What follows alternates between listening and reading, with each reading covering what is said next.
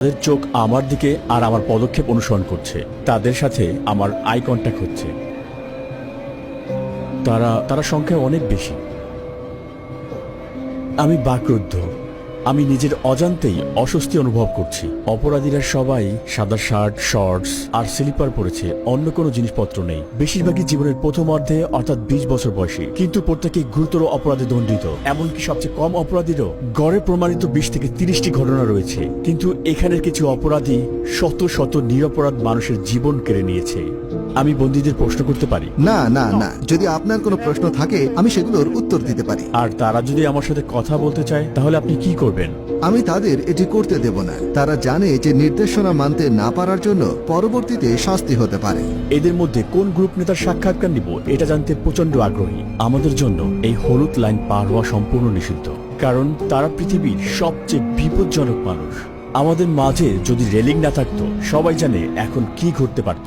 Mega কারাগারের 8টি মডিউলের প্রতিটি 32টি সেল নিয়ে গঠিত। প্রতিটি সেলে প্রায় 80 জন বন্দী থাকে, তবে এই সংখ্যা 150 পর্যন্ত পৌঁছতে পারে। সম্পূর্ণ ধারণ ক্ষমতা পূর্ণ না হওয়া সত্ত্বেও বর্তমানে প্রতিটি বন্দীর জন্য মাত্র 0.5 বর্গমিটার স্থান বরাদ্দ রয়েছে। এখানে নেই পর্যাপ্ত আলো বাতাসের ব্যবস্থা, নেই আঙিনায় হাঁটার অনুমতি। এখানে থাকা প্রতিটি অপরাধীকে এতটাই দীর্ঘায়িত এবং কঠিন শাস্তি দেওয়া হয়েছে যা আপনি আপনার জীবনেও ভাবতে পারবেন না। এই সমস্ত বন্দীরা কখনোই বের হতে পারবে না। তারা কখনোই সূর্যের আলো দেখতে পাবে না। একমাত্র এখানে আসার বা এখান থেকে বের হওয়ার অনুমতি রয়েছে কেবল এখানকার কর্মীদের এবং আমাদের মতো মিডিয়াদের। কখনোই এই বিল্ডিং থেকে বের হতে পারবে না। আপনি যদি তাদের চেহারার দিকে তাকান, তাদের আত্মায় শূন্যতা দেখবেন। ভবিষ্যৎ নিয়ে তাদের কোনো আশা নেই। তাদের দেখতে মনে হয় রোবোটিক। তাদের জীবন পুরো একঘেয়েমি। এই খোলা জায়গাটি তাদের টয়লেটের জন্য।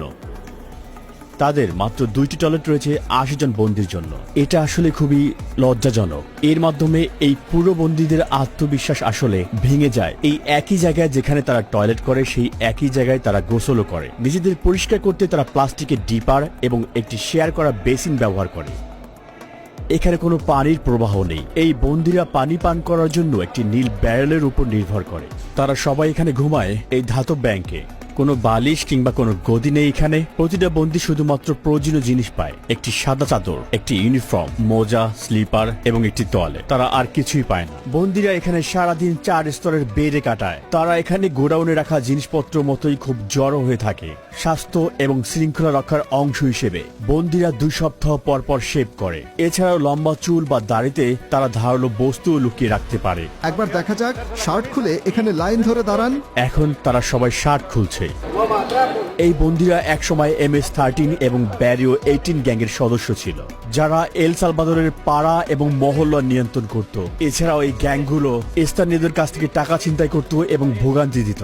তাহলে এখানে ব্যারিও 18 এবং MS-13 গ্যাংয়ের সদস্যরা একসঙ্গেই রয়েছে। হ্যাঁ, ঠিক এমনই। পুরো মডিউল একই রকম। তারা সবাই এমন ভাবেই জীবনযাপন করে। বাইরে একে অন্যের এলাকায় প্রবেশ মানে মৃত্যুর কারণ, কিন্তু এখানে তারা শেষ নিঃশ্বাস পর্যন্ত একে অপরের পাশেই থাকবে। এখানে তারা কিভাবে আছে একে অন্যকে আক্রমণ না করে? এখানে তাদের একসাথে থাকতে শিখতে হয়। এখানে তারা কারাগারে আছে, রাস্তায় নয়। অধিকাংশ বন্দী পুরো শরীর জুড়ে ট্যাটু থাকে, এমনকি তাদের মুখেও, যা তাদের অনুগত্যের পরিমাণ প্রকাশ করে। MS-13 গ্যাংদের ট্যাটুতে সাধারণত অক্ষর দিয়ে লেখা অথবা 13 লেখা থাকে। অন্য গ্যাংয়ের সদস্যরা 18 বা 666 এরকম চিহ্ন ব্যবহার করে, যার যোগফল 18 এবং যা শয়তানের প্রতীক হিসেবে ধরা হয়। অথবা তারা রোমান সংখ্যাও ব্যবহার করে। কারো মুখে গ্যাংয়ের ট্যাটু থাকলে তা স্পষ্ট নির্দেশ করে যে সে সংগঠনের সবচেয়ে নির্দয় এবং নেতৃস্থানীয় সদস্য। এমন একজন মানুষের সঙ্গে রাস্তায় দেখা হওয়া মানে সাক্ষাৎ মৃত্যুর চোখে চোখ রাখার সমান।